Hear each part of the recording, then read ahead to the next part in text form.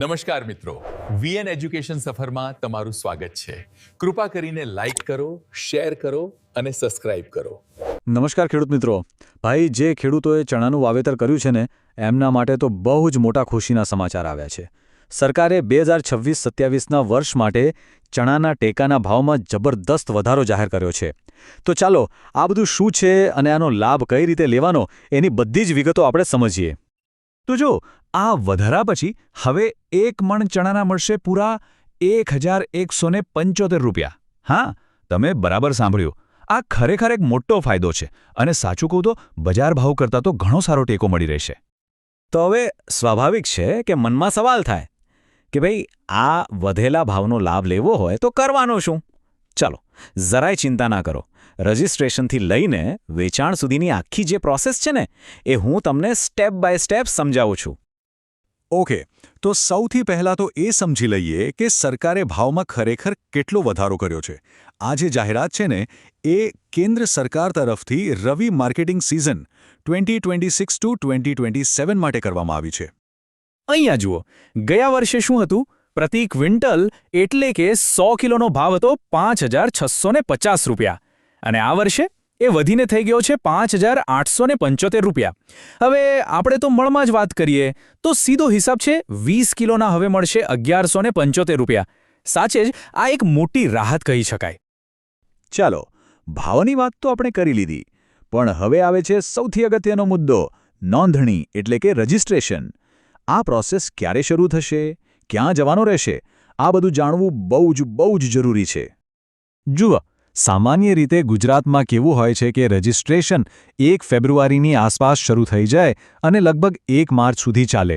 હા, એક વાત ધ્યાનમાં રાખજો કે આ તારીખો સંભવિત છે, એટલે પાક્કી તારીખ માટે એકવાર ગામ પંચાયતમાં પૂછી લેવું સારું. પણ મારી સલાહ છે કે જરૂરી કાગળિયાની તૈયારી તો અત્યારથી જ શરૂ કરી દેવાય. અને હા, રજિસ્ટ્રેશન માટે ક્યાંય આમ તેમ દોડવાની જરૂર નથી. આપણા ગામની જે ગ્રામ પંચાયત કચેરી હોય ને, ત્યાં જે VCE એટલે કે આપણા કોમ્પ્યુટર ઓપરેટર ભાઈ બેઠા હોય છે, બસ એમની પાસે જઈને ઓનલાઈન નોંધણી કરાવી લેવાની છે. હવે રજિસ્ટ્રેશનની પ્રોસેસ એકદમ ફટાફટ અને સરળતાથી પતી જાય એના માટે અમુક જરૂરી ડોક્યુમેન્ટ્સ સાથે રાખવા પડશે. તો ચાલો જોઈ લઈએ કે કયા કયા કાગળો જોઈશે. તો જો, આ 4 વસ્તુઓ ખાસ તૈયાર રાખજો.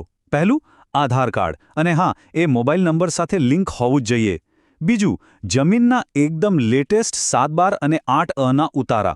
ત્રીજું, તલાટી મંત્રી પાસેથી કઢાવેલો પાક વાવેતરનો દાખલો.